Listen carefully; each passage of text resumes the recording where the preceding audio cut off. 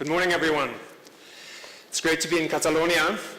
Just by show of hands, how many of you understand English, or are you relying on the translation that I've enjoyed? Everyone, can you hear me? Just out of interest, how many of you are public servants? How many of you work for municipalities? Quite a number. Well, thanks for your service. And I also want to say thank you to the organizers for allowing a startup from California that I'll be introducing, Emanuele Spera startup, to speak at this forum. It's a great honor, and what I want to do today is provide a perspective on the reality of an early stage startup in the context of a smart city. So brief background on myself. I have lived and grown up within a large corporation, a publicly traded company, Siemens, 14 years, started businesses within, entrepreneurial businesses, one of which was the cities program. And what started as a program when we at Siemens talked about sustainable cities, IBM talked about smart cities, now it's connected cities, and cities is a big buzzword, obviously. Once I left Siemens, I joined actually a Catalan organization that started Formula E. It was actually the private equity firm of your own, Enrique Banuelos, who was a real estate developer, who was about to develop BCN World, a big real estate project. But when I met him and his organization, he said, you know, how can we get into cities and do something more interesting? I want to deploy capital with a unique opportunity to launch a race called Formula E. To the world, it's recognized as a car race, but really what it is, it's a living lab for mobility technology and innovation. So if you have companies that all work together, you can actually bring technologies to scale. I don't have enough time, but if you take inductive charging, it will never happen if one OEM pushes it. If you have a consortium, start with one city and you can create outcomes. After Banuelos sold his company, I actually started a venture development firm. And so basically what Rapid Venture Partners did is it sits right in between the public sector, the public companies and startups, serving as a conduit. And I'll talk about why that is. There are two different ecosystems. Once you're publicly traded, you can say that we're serving cities, you can say that, you know, we just want to have a seat at the table. Once you're publicly traded, you are measured by the market and it's just profit. And this is not against corporations, that's the reality. And with that, there are some realities that I'm going to point out to you that become very complex. At the same time, a startup has certain needs, but there's a void in between. The corporates want to remain agile, are trying to get ahead of innovation, but they can't innovate fast enough. Startups are looking for agility, but really don't have the resources usually that they seek. And at surface, it seems like startups are looking for money. What I'm going to argue today, great ideas will always be funded, whether it's equity funding or project funding. What we need is something different, and I think that resides within cities. So today's business models are definitely becoming more and more challenged. I just want to share with you briefly, and this is a study, how a very large company, AT&T, with very smart people engage consultants. And this is sort of a landmark study, and some of you have heard about avoiding the Kodak moment.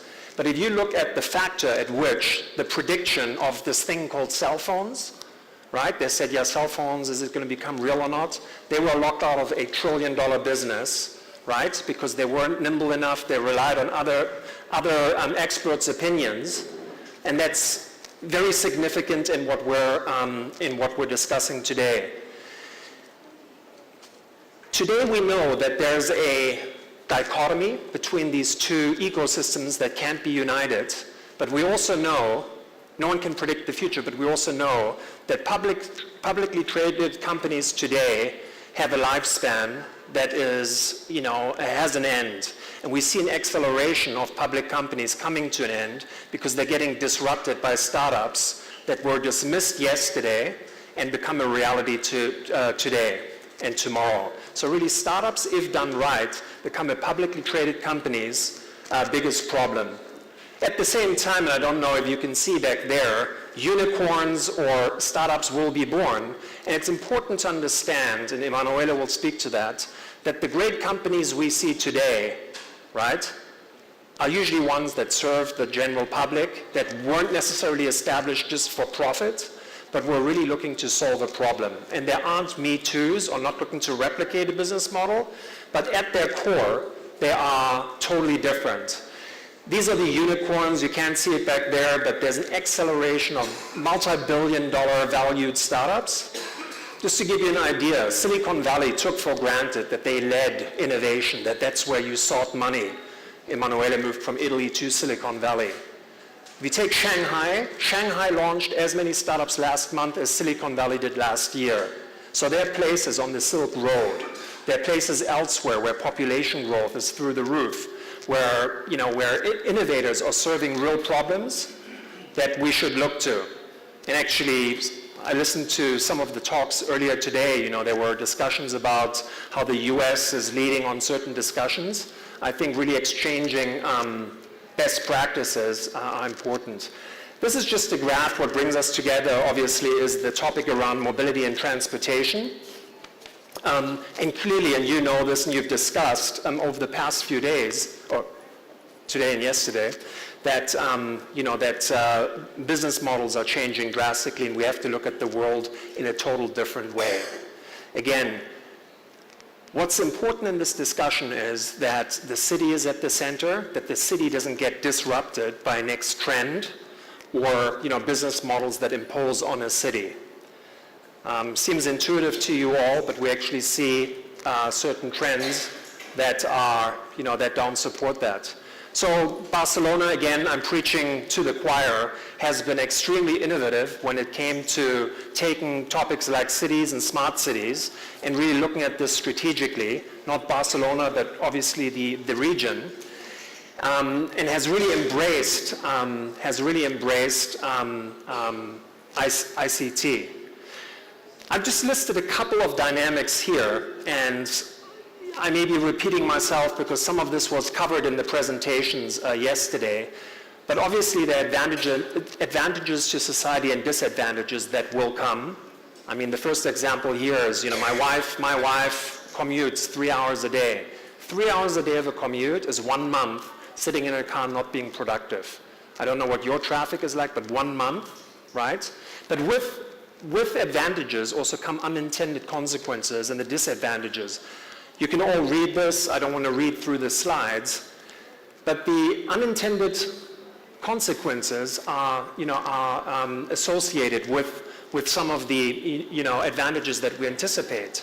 I mean, just take the multi-billion-dollar crash industry of body shops, insurances, trauma centers that would be disrupted if this all takes off. The challenge, and this was said earlier, is who's going to take the cost ultimately for managing risk. And I know I have just a few minutes.